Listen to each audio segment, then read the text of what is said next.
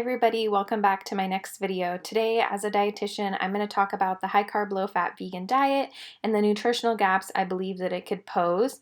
Additionally, I'm going to go over in-depth fatty acids and the important role that they play in our body and how you could be missing out on these important fatty acids if you may be following a high carb, low fat vegan diet. So without further ado, let's get into this.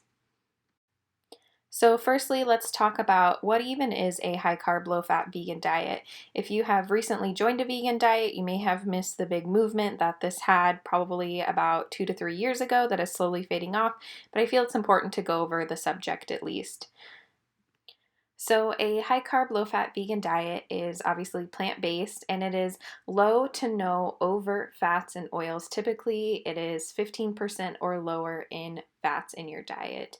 And overt fats are things like nuts, seeds, avocados, olives, things that are pretty much just fat. Typically a high carb, low fat vegan diet is also low in protein and it's high in whole unprocessed carbohydrates such as brown rice, sweet potatoes, oatmeal, regular potatoes, quinoa, etc.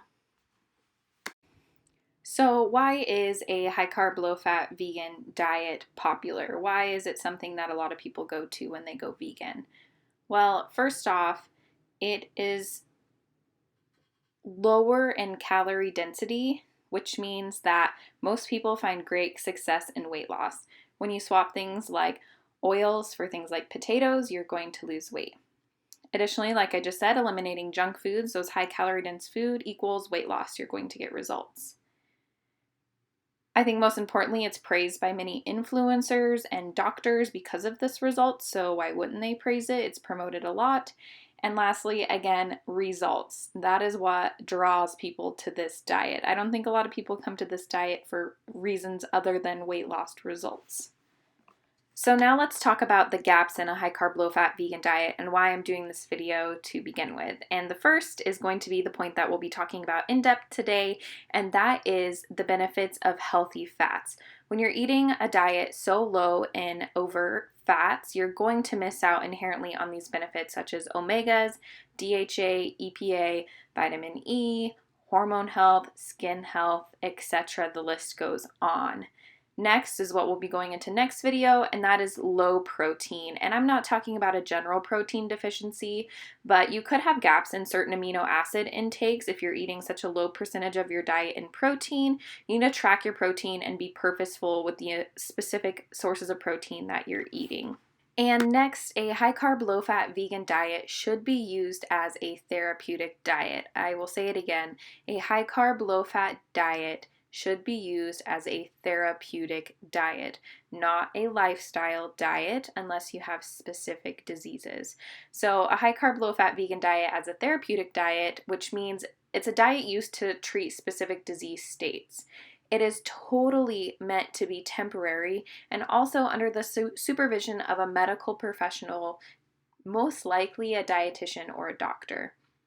And I think most important to note here that high carb, low fat vegan diets are meant to be eased out of once your disease state has been treated. That way you can live a more balanced lifestyle because it is quite restrictive. Now, the different disease states that therapeutic diets, not just specifically high carb, low fat, but any therapeutic diet could be treated with diabetes, high blood pressure, high cholesterol, heart disease, kidney disease, chemotherapy, IBS, constipation, the list goes on. For each disease state that you will come across in your life, there's typically a therapeutic diet that dietitians have learned the ins and outs of in school in order to be able to treat and improve your life. And again, like I mentioned, a therapeutic diet should be done under a dietitian or a doctor, but preferably a dietitian. If you are doing a therapeutic diet prescribed by a dietitian, long term, they can be restrictive. They could have nutritional gaps specific for your disease state. So it's important to follow up, know all you can know about your therapeutic diet, and follow it under the supervision of your dietitian. So you may be sitting here thinking, what does this all translate to me? Maybe you were thinking about following a HCLF vegan diet, or you have been. So from a dietitian to you, this means that you don't have to eat a high carb, low fat vegan diet for weight loss. This also means that a high carb, low fat vegan diet, if not followed correctly, can be restrictive and extreme, and it may have several nutrient gaps that honestly you really can't avoid no matter how well you are tracking your food. And if you are going to follow a high carb, low fat diet, use it as a therapeutic diet, whether that be for weight loss, for your cholesterol, for your heart disease. Use it as a therapeutic diet to treat that disease. And then once you've improved, reintroduce these healthy fats and proteins for long-term health and a balanced diet. And I will just say it now, if you don't have to be following a therapeutic high carb, low fat vegan diet for long term, longer than 6 months, please do not do it. All right, so let's dive deep into an education session on fats, why they're so important, and why you shouldn't be following a high carb, low fat vegan diet long term unless necessary by a disease state. So, what is so cool about fat? Why shouldn't we restrict it if we don't have to? Well, fat is an essential macronutrient. We know the macronutrients are fat, proteins, and carbs, and we can't get away without eating all three of them. There's 9 calories per gram in fat, which honestly can work to our advantage in certain situations. There are structural and storage versions of fat. Structural fat is those that are around our organs and used as protective insulation to keep us alive. And then there's storage fat, which is stored in adipose cells and used as an energy source for our body. Both are necessary, both can be unhealthy, but today we're going to be talking about when we have a healthy amount of fat in our diet. Fat is also amazing because it's essential for the digestion, absorption, and transport of our fat-soluble vitamins that we are hopefully getting good amounts in our diets, A, E, D, and K, and it's cool to know that vitamin E is also an antioxidant. Fat also depresses gastric secretions and slows gastric emptying, and pretty much this just means that you stay fuller longer because the food leaves your stomach slower. Fat also stimulates pancreatic and gastric secretions, which means great digestion. It starts that whole process. Okay, so let's talk about fatty acids, one of the specific types of fats that we get in our diet. Now, there are 3 different types of fatty acids: saturated fatty acids, monounsaturated fatty acids, and polyunsaturated fatty acids. Today we're going to be talking about all 3, but first let's start with saturated fats. So saturated fats have no double bonds. This means that they are 100% saturated with carbons, aka saturated fats, and this makes them solid at room temperature. Now think of coconut oil, cocoa butter, animal fats, animal butter. Saturated fats are linked to raised LDL. That is just what science says as of right now, but of course we probably don't know everything. Like I said, these are fats such as coconut oil, cocoa butter, palm oils, and animal fats. So I'm going to draw an example of a saturated fat here to help give you a visual. So this isn't any specific saturated fat. This is just one that I made up just now. So you can see here at every point in the bonds, there is a carbon on every point, and this is what it means when we say 100% saturated with carbons.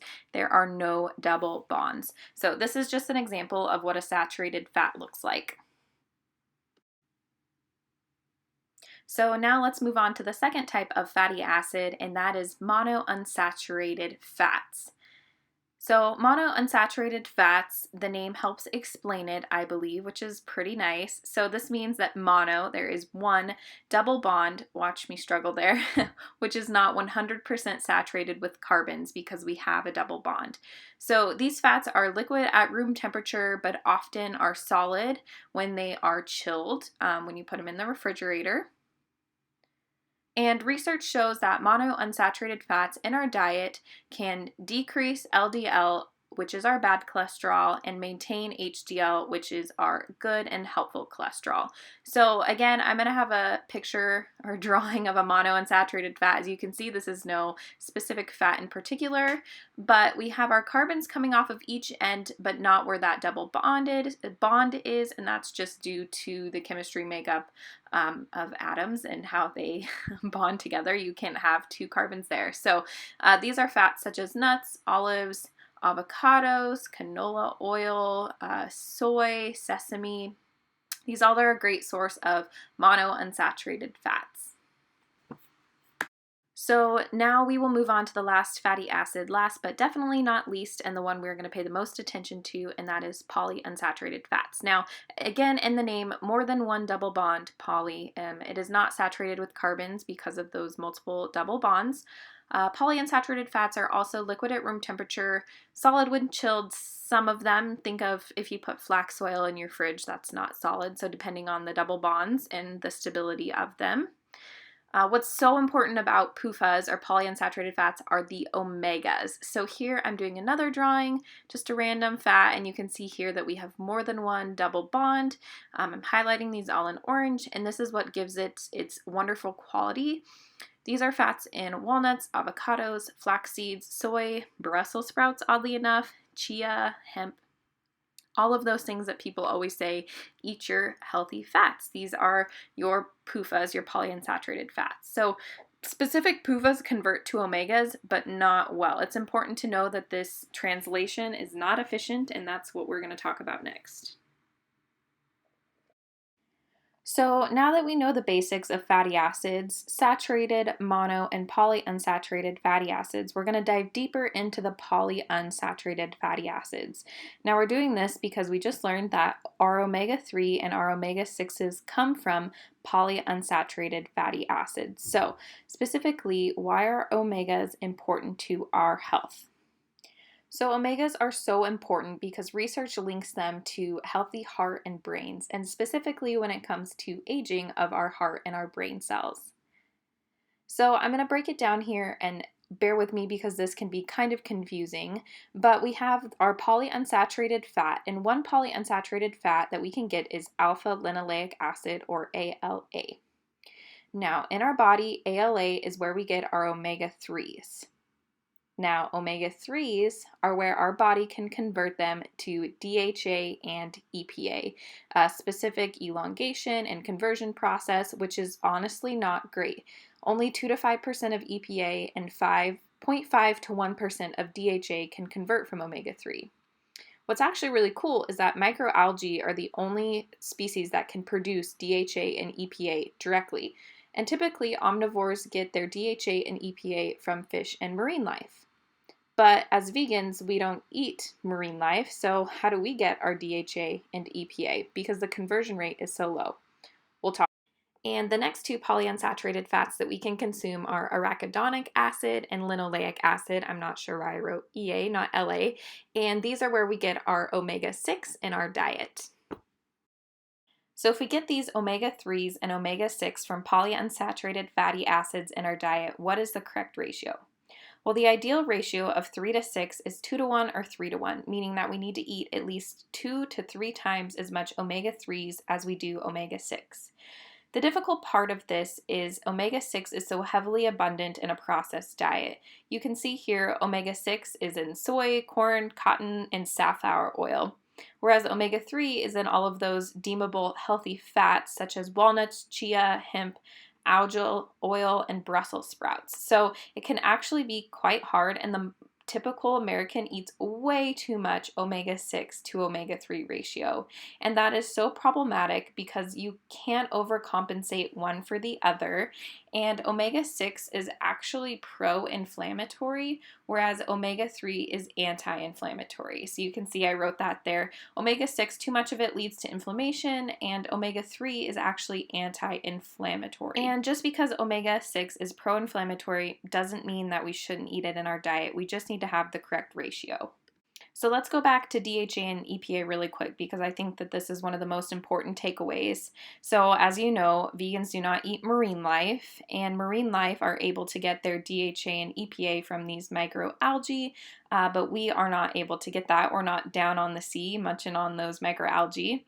And then I also told you that omega-3, there's a low conversion rate from DHA to EPA. So my solution here, and what I think is the best, is for everybody, most everybody, to supplement. Okay, so let's dive into the takeaways here because I know this video has been long and probably a little bit confusing. So let's just start by asking the question, are you going to be eating a high-carb, low-fat vegan diet for therapeutic reasons for longer than 6 months? If this is you, then I would highly advise you to take a DHA and EPA algae supplement. And this is because you surely just aren't eating enough fats in your diet in order for you to get enough omega-3s for your body to convert it to a sufficient amount of DHA and EPA. And it's also important to pay attention to your fat intake and make sure that the fat you are eating are omega-3 to omega-6 in the correct ratio. And then the next question, are you not eating high carb, low fat? So that's great. Balance your omega-3s to your omega-6s in the correct ratio. Be aware that the conversion rate from omega-3 to DHA and EPA is quite low, even though it has been proven to be more efficient in vegans. It's still low, and you may still need to supplement for EPA and DHA, especially if you are really concerned about heart and brain health and aging and different disorders or diseases that may run in your family. So that's all I have for you guys today. Make sure to ask any questions you might have in the comment box below. Make sure you subscribe so you are able to have access to all the free resources that I'm providing on how to follow a balanced vegan diet. And I will see you next week where we dive into protein on a high carb, low fat vegan diet. Bye.